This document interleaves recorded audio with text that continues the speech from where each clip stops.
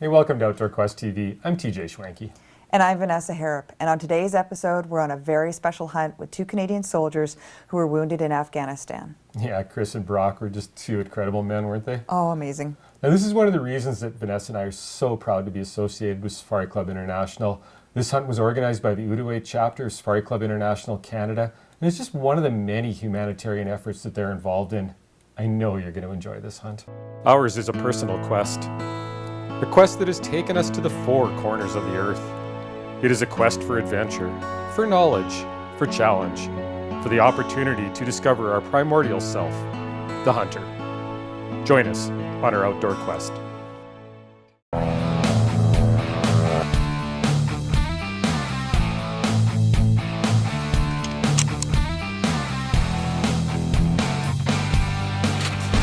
We don't hunt for the camera. We let the camera come along on our hunts. And sometimes it doesn't want to be here.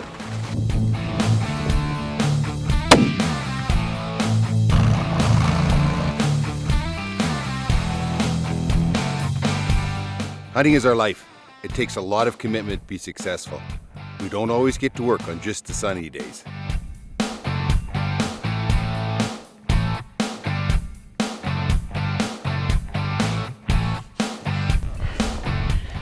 There's no place for girly girls on our adventures.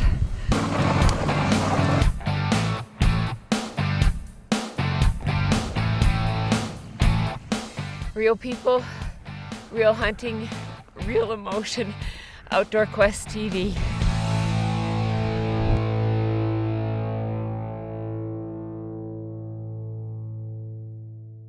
Now, this trip was really different for us. Neither one of us was hunting. You were running camera for Brock, and I was running camera for Chris. Yeah, and our day started out really fast. Let's take a look. Now, of course, first light, actually before first light, we're heading into the farmer's yard, and what do we see? A cow and calf moose. Then next thing we see, two huge bull moose. Brock was totally blown away by how much wildlife we were seeing. Now, this was Brock's first hunt, so I mean, he must have been really amazed. Yeah, he really was. Man, that's a big bull there, isn't it? Yeah, I mean, especially for that area, I know even the guide was really amazed.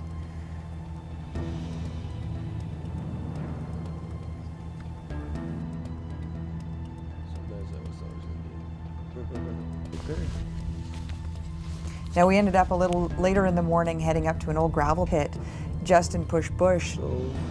We knew there was a ton of deer in there, and like they just started pouring at it everywhere. It was really amazing. But unfortunately, no bucks. So last light of the day, this is the biggest buck of the day we saw. Still a pretty amazing day, I gotta say though. No kidding. What a way to start.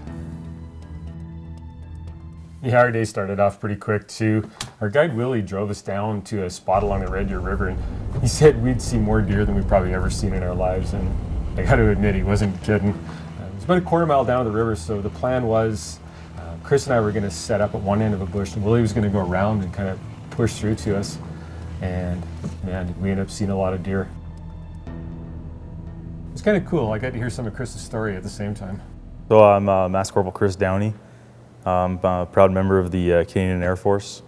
In early 2010, I deployed with 2CR, which is a Combat Engineer Regiment, as a EOD operator, basically the job of rendering safe IEDs and roadside bombs, that kind of thing.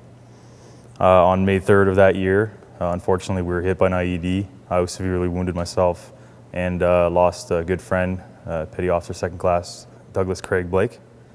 It's a pretty bad day all around. For myself, I lost my right eye, most of my teeth. My jaw had to be reconstructed, collapsed lung, shrapnel both legs, burns my arms. My right hand was shattered. You know, I was always a really active person, always doing a lot of activities, a lot of outdoor activities.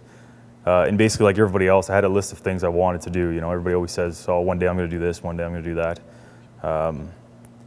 And after being hurt, once I got home, especially since my teammate Craig was such an active person and always went for every goal, everything he said he was going to do, he did it. I basically decided from that point on that I was going to do everything I said I wanted to do. So I've spent the last 2.5 years taking every advantage possible that's offered to us or to anybody that I can jump on. And one of those happened to be this hunting trip. I've always said I was going to get into hunting. I always said I was going to get into target shooting, stuff like that. So I did that last year. This is my first hunt for a rifle hunt or any big game for that matter. So I was pretty excited. I applied back in March. I think quite a few people applied, so myself and Brock were pretty lucky to get these 2 spots and have this opportunity to come down and do it. Truth is, I never heard of Safari Club International before this, or all the outfitters out here in Brooks, or anybody that's part of this actually, except for Soldier On. It's the only program I knew. But I can tell you right now, in the last 3 days, I've pretty much gotten to meet everybody, and they're fantastic organizations, and this opportunity has been phenomenal.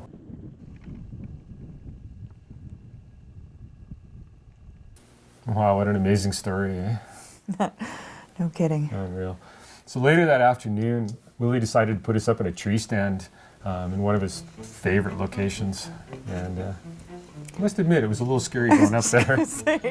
But we saw this really good buck, just before dark. And just the way the tree stand positioned and the way the buck came out, we just couldn't quite get Chris on him. But man, it sure was exciting to see a buck the first day.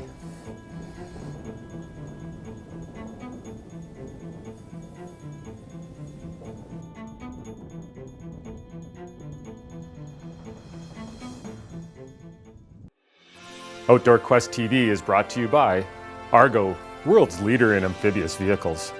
Coeur Lane Sporting Goods, home of the Rocky Mountain Rifle. Zeiss Sport Optics, we make it visible. Hornady, accurate, deadly, dependable. Puma, knife maker to the world since 1769. Trapper Gourd, leading trapping into the future. Silver Willow Taxidermy, capturing the memories. Safari Club International Canada, first for hunters.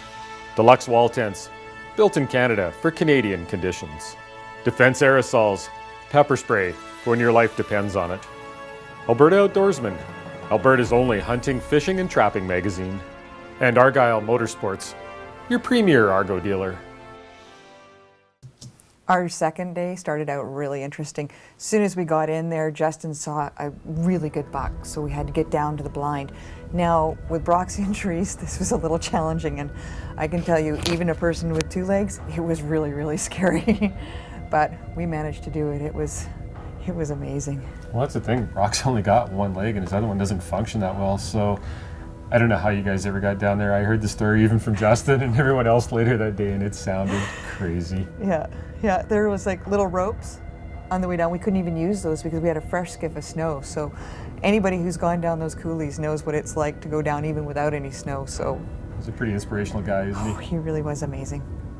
Corporal Blazchuk, Brock Blazchuk. I served with Princess Patricia's Canadian Light Infantry, 1st Battalion. I've been serving with 1 PPCLI since 2008. In 2009, I went over with them as part of the battle group for Task Force 309 Afghanistan. And I was there for probably about 6 months out of a 7-month tour. And, one of those occupational hazards things happened, and unfortunately I stepped on a roadside bomb and ended up losing my leg. And I lost my left leg instantly, and I had 55% soft tissue loss on my right leg, and a bunch of shrapnel on my arm. I always wanted to get into big game hunting, and I was talking to Major Mark Campbell, and he was the first hunting heroes guy, and he said as soon as the opportunity came, jump on to one of these hunts out here, and it's been so when Sergeant came up to me and said, hey, there's this hunting hero program going on through Soldier On, do you want on? And I kind of jumped onto it like white on rice, so to say. So it was it's a opportunity I was quite excited for.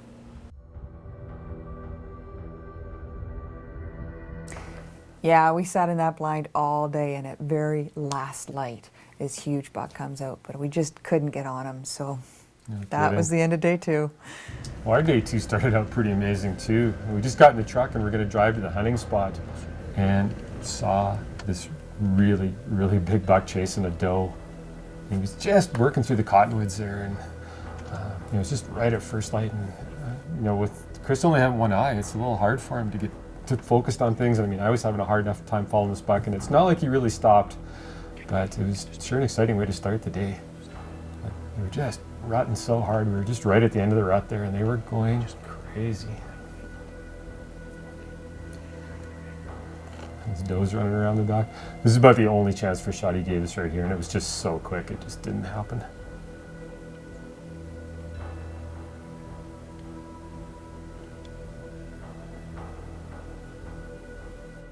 Now he lost his right eye, so he now has to retrain himself completely, right? Yeah, he's right eye dominant and trying to shoot with his left eye now, so I couldn't even imagine how difficult that must be. So later in the morning, our guide Willie decided to take us out on actually an island on the river, and he kept saying, don't worry, the ice is safe." So, and it was.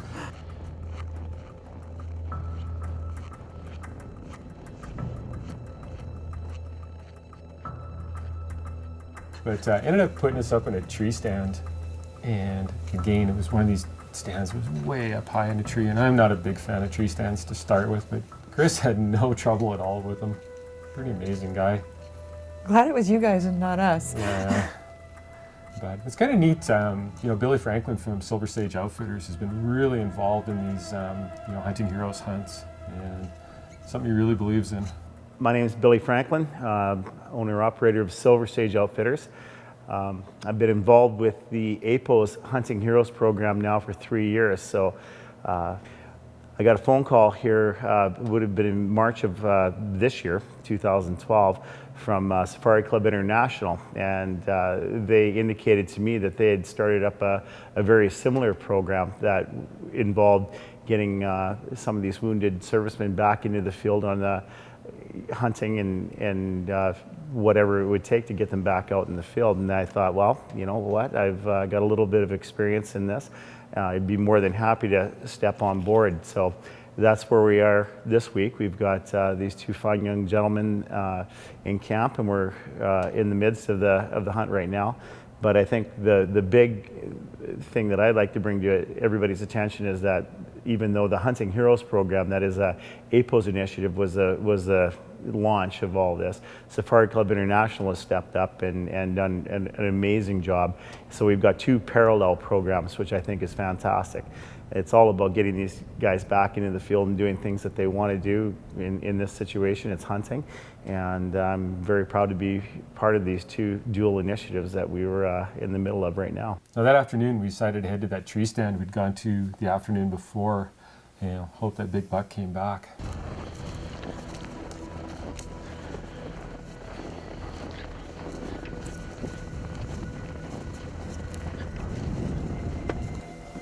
I really didn't want to go up there again. That just looks nasty. It was high up that tree, I gotta say.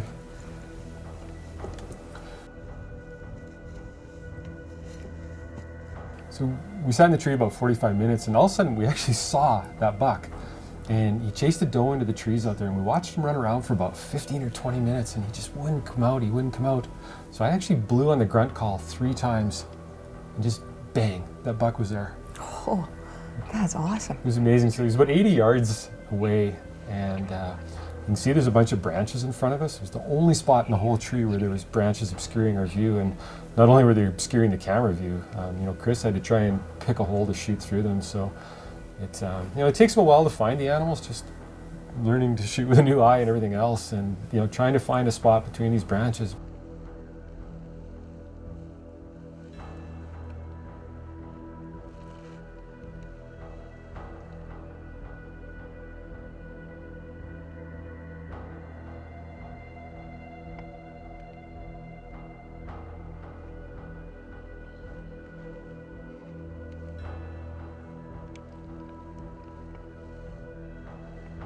Shoot it in the chest if you want.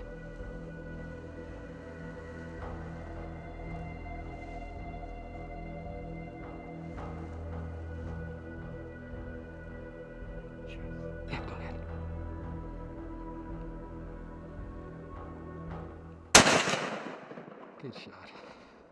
Did I get him? Yeah.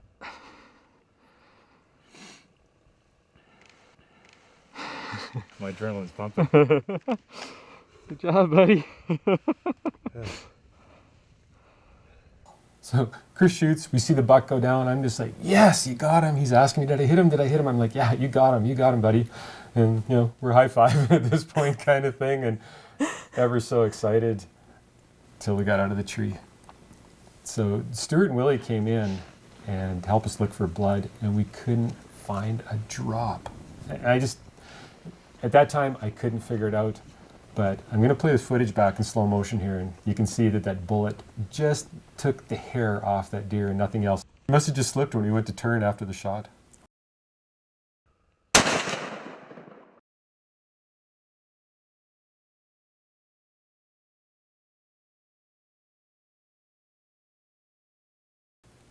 Well, I'll tell you what, that was one lucky deer.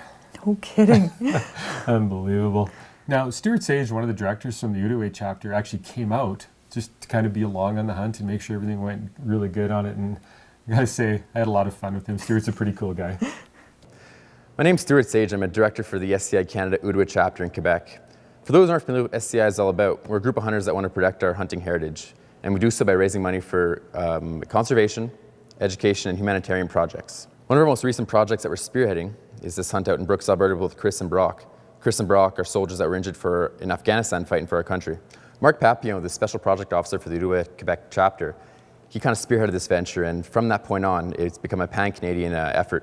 All chapters across Canada have really come forward and wanted to be involved and thought it was such a great idea and been very passionate from that point on. It's really been a humbling experience being in the bush with both Chris and Brock the past few days. Just their sheer attitude and sense of humor, it gives you perspective on life and makes you be really proud to be a member of SCI Canada. This is Core Lane's Gun Tech Tip of the Week. Hi, Greg here from Core Lanes, and here I've got a couple of guns laid out here, and we're talking about two of the smallest things on your gun. Typically, most rifles are drilled and tapped on the top of the receiver, 4 screws. Most North American guns across the board have 6x48 screws pre-drilled and tapped in the receiver. A lot of the custom actions, like you see this Macmillan action here that we're going to be building on, they have increased the size of the screw to a number 8. And that allows us to put on heavier scopes, like for instance this Huskama scope here, or any of the heavy tactical scopes. They start getting very heavy, and with the larger objectives, they start hanging higher off the receiver. Big recoil, heavy scopes, very hard on the screws. It doesn't matter what type of mount you put on, it's only as strong as the 4 screws that hold it to that receiver. So a small upgrade, whether you have a traditional Remington style action here, I can re-drill these to an 8x40 and greatly improve the holding strength of your base to the receiver. When you're putting on those heavy scopes, the last thing you want is a shift in accuracy and point of impact. So you can eliminate that problem by just going to a bigger screw. Stronger is better. If you have any more questions about this or how it gets done, give me a call at Core Lane Sporting Goods. This tip has been brought to you by Core Lane Sporting Goods, home of the Rocky Mountain Rifle. Boy, day 3 sure was slow. Yeah, no kidding. We hardly saw any deer that day either. Yeah, so then it was left to the last day, and Justin decided to take us out to his parents' farm, and boy, that fog was thick as pea soup. You couldn't even see 100 yards. But as soon as we got out onto that field, we saw a buck first thing.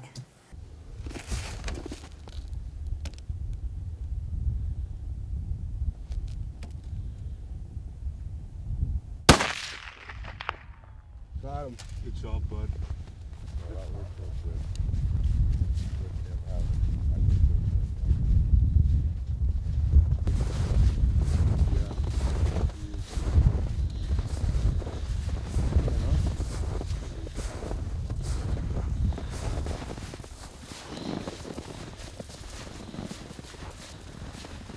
Congratulations, Brock, on your first big game buck. He's not the monster, but he came out in front of us this morning. Yeah. Last day of the hunt. So it looked like some hunter may have shot him this morning and had his leg flopping around there, but we did him a favor. sitting out here this morning and made an excellent shot on him. It was perfect. And yeah, congratulations again, bud. Thank you very much for Thanks a lot, man. everything. It was a pleasure hunting with you. Well, thanks for guiding me around all week, man. No problem. Wow, that was really cool that Brock was able to pull it out in the last day. Unfortunately, we couldn't find another buck for Chris, but even though it was only his first time hunting, I can pretty much guarantee it won't be his last. For sure. Now, I really want to thank those two guys. What an incredible experience. Yeah, it was an honor and a privilege to have hunted with both of them. Yeah. You know what? I didn't know what to expect when we went there, but it was just like hunting with two buddies after the first day, and it was just a laugh a minute, and you kind of forgot that there's any physically things wrong with them. For sure. And yeah, just their spirit is absolutely unreal. I want to thank Stuart Sage too. Him and I spent quite a bit of time together as well, and he really, really represented Safari Club International well. He sure did. This hunt was made possible by the Outaouais chapter of Safari Club International Canada. For more information on a chapter near you, visit sci-canada.ca. Outdoor Quest TV is brought to you by Argo, world's leader in amphibious vehicles. Coeur d'Alene Sporting Goods, home of the Rocky Mountain Rifle. Zeiss Sport Optics, we make it visible. Hornady, accurate, deadly, dependable. Puma, knife maker to the world since 1769. Trapper Gourd, leading trapping into the future. Silver Willow Taxidermy, capturing the memories. Safari Club International Canada, first for hunters. Deluxe Wall Tents, built in Canada for Canadian conditions. Defense Aerosols, pepper spray for when your life depends on it. Alberta Outdoorsman, Alberta's only hunting, fishing, and trapping magazine. And Argyle Motorsports, your premier Argo dealer. Check us out online at OutdoorQuestTV.com. And don't forget to follow us on Facebook and Twitter.